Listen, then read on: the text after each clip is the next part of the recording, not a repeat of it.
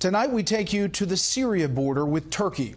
And you'll hear from a man who says he was injured in that recent chemical attack in Syria. Correspondent Benjamin Hall tells us international inspectors are still not being given access to Ground Zero.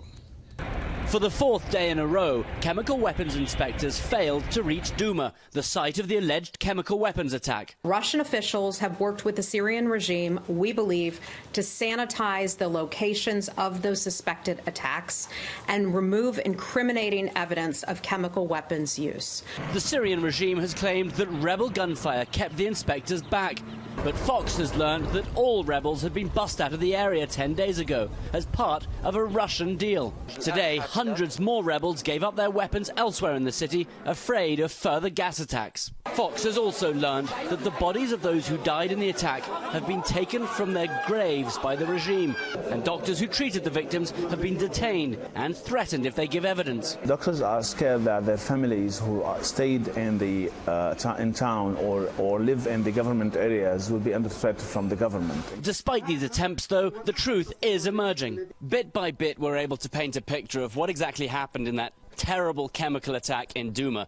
We can't get to the site ourselves, but every day, evidence and witnesses come across this border wall with more horrific details. Fox News spoke to someone who claims to be a survivor of the chemical attack.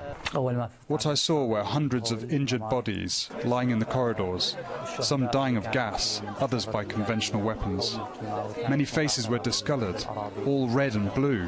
White foam came out of their mouths and noses.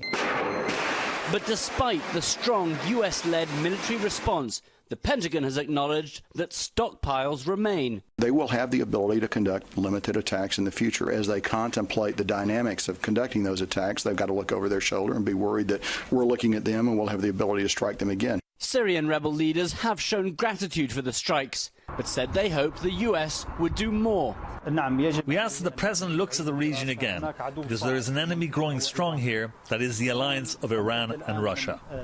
But I've spoken to rebel commanders in the north of Syria today who tell me that Americans have been there and have taken blood and urine samples from survivors of the chemical attack. And that means that while the UN and the OPCW may not have samples, the American government does. Brett?